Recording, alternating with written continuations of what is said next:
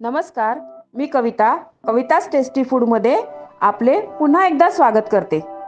आज आपण कैरीपासून बनणारा सर्वांच्या आवडीचा अजून एक पदार्थ पाहणार आहोत, ते म्हणजे कैरीचे पन्हे। आंबा जरी उष्ण असला तरी कैरी मात्र थंड असते। कैरीच्या पन्ह्याचे उन्हाळ्यात सेवन जरूर करावे। चला तर पाहूया कसे बनवायचे ते। या 3 कैऱ्या घेतलेल्या आहे। या कैऱ्या मी अगदी स्वच्छ पाण्याने धुवून घेतलेल्या आहे। याच्यावर असा चीक वगैरे असतो ना, तो सर्व काढून घेतलेला आहे। आणि कैरी घेताना ना तुम्ही अशी मोठ्या साईजचीच कैरी घ्या, लहान कैरी घेऊ नका, त्या जराशा तुरट लागतात, त्यामुळे ह्या मोठ्या साईजच्याच कैरी घ्या। आणि कैरी घेताना ना अशी कडक घ्या, मऊ झालेली कैरी नका। या कैऱ्यांना मी आता कुकरमध्ये शिजवून घेणार। कुकरमध्ये मी 1 ग्लास पाणी घेतलेलं आहे, त्यामध्ये या कैऱ्या टाकून मी 3 शिट्ट्या होऊ देणार आहे। तुम्ही अजून या चॅनलला सबस्क्राईब केले नसेल तर सबस्क्राईब बटनला क्लिक करा आणि बेल आयकॉनला प्रेस करायला विसरू नका, जेणेकरून नवीन रेसिपीचे नोटिफिकेशन तुम्हाला येतील। आपला आता कुकर पूर्ण गार झालेला आहे। कैऱ्या बघूया आपण आता शिजल्या।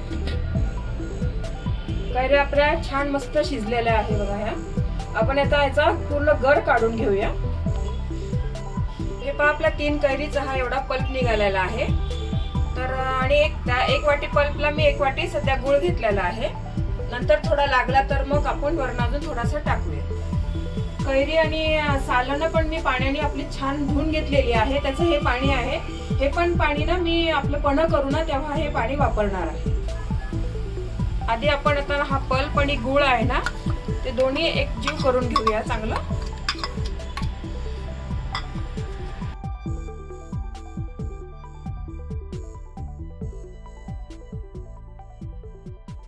हा पूर्ण गुळ मी ना या पल्प मध्ये मिक्स करून घेते।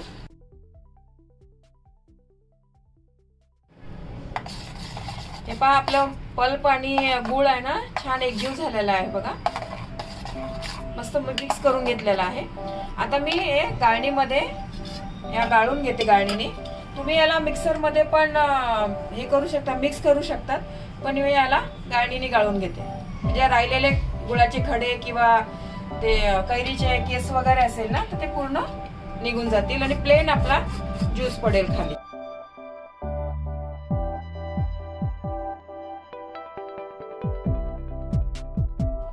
हा पहा, आपला मस्त गर एकदम प्लेन झालेला आहे, पूर्ण गुळ विरघळून गेलेला आहे आणि कैरीचे जे केस वगैरे असतात ना ते पण गाळणीने छान गाळून झालेले आहे।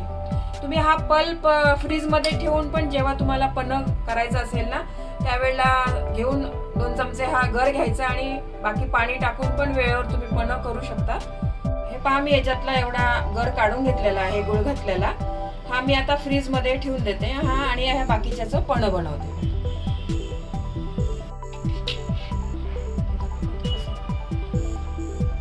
हे मगाचं आपलं पाणी होतंय बघा, मी कैरीच्या साल आणि कोय आहे ना ह्याच्यातनं धुवून घेतली होती, ते पण पाणी मी गाळून घेतलं। हे पाणी आपण आता यामध्ये मिक्स करून घेऊ। माझं पूर्ण आता पन्ह तयार करून झालेलं आहे। याच्यामध्ये जर तुम्हाला गुळ जरासा कमी वाटला तर तुम्ही आता पण याच्यात थोडासा गुळ किंवा साखर थोडीशी घालू शकता। याच्यामध्ये मी थोडेसे मसाले घालते, तसं काळं मीठ घालते, भाजलेल्या जिऱ्याची पूड टाकते जरा, आणि थोडीशी वेलची पावडर टाकते। हे सर्व मिक्स करून घ्या तुम्ही। आपलं छान मस्त पन्ह तयार झालेला आहे। तर मी एक ग्लास मध्ये सर्व करते। छान आपलं मस्त थंडगार पन्ह तयार झालेला आहे। याच्यामध्ये ना मी हा सब्जा पण घालणार आहे। हे बघा, हे सब्जा असा असतो, हा किराणा दुकानामध्ये सहज मिळतो। हा सब्जा आपल्या शरीराला ना खूप थंड असतो। तर हे तुम्ही सब्जा उन्हाळ्याच्या दिवसामध्ये ना सरबतामध्ये, लस्सीमध्ये, ताकामध्ये कशात पण टाकून पिलं ना तर उन्हाळ्याचा आपल्याला एवढा त्रास होत नाही। हा सब्जा तुम्ही अर्धा तास पाण्यामध्ये भिजवून घ्यायचा। हा एवढा सब्जा जरी घेतला ना तरी हा अर्धा तास पाण्यात भिजवल्यावर ना हा एवढा बनतो बघा, असा फुलतो, खूप फुलतो हा सब्जा।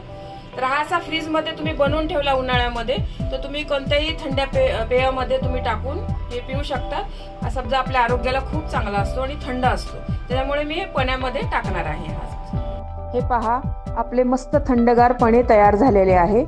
मुलांना बाहेरचे कृत्रिम थंड पेय देण्यापेक्षा त्यांना आपली भारतीय पेय देणे कधीही चांगले, जसे ताक, लस्सी, कोकम सरबत, लिंबू सरबत। ही पेय आपल्या शरीराला चांगली आहेतच आणि त्यांच्यामुळे उन्हाचा त्रासही कमी होतो.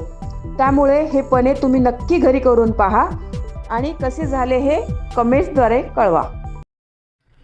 तुम्हाला ही रेसिपी आवडली असेल तर तुमच्या मित्रमैत्रिणी आणि नातेवाईकांबरोबर शेअर करा. व्हिडिओला लाईक करा व चॅनलला सबस्क्राईब करा. रेसिपीला कमेंट्स करा. तुमच्या कमेंट्स वाचायला मला फार आवडतात. तुमच्या लाईक्स आणि कमेंट्समुळे माझा उत्साह वाढतो आणि नवनवीन व्हिडिओ बनवण्यासाठी प्रोत्साहन मिळते. त्याचबरोबर तुम्ही मला फेसबुक, इंस्टाग्राम आणि पिनइंटरेस्टवर देखील फॉलो करू शकतात. त्यांची लिंक डिस्क्रिप्शन बॉक्समध्ये दिलेली आहे. तुम्ही ही रेसिपी कोणत्या गावातून पाहताय तेही सांगा. तर पुन्हा भेटूया एका नवीन रेसिपीसह. तोपर्यंत मस्त खा, काळजी घ्या. धन्यवाद.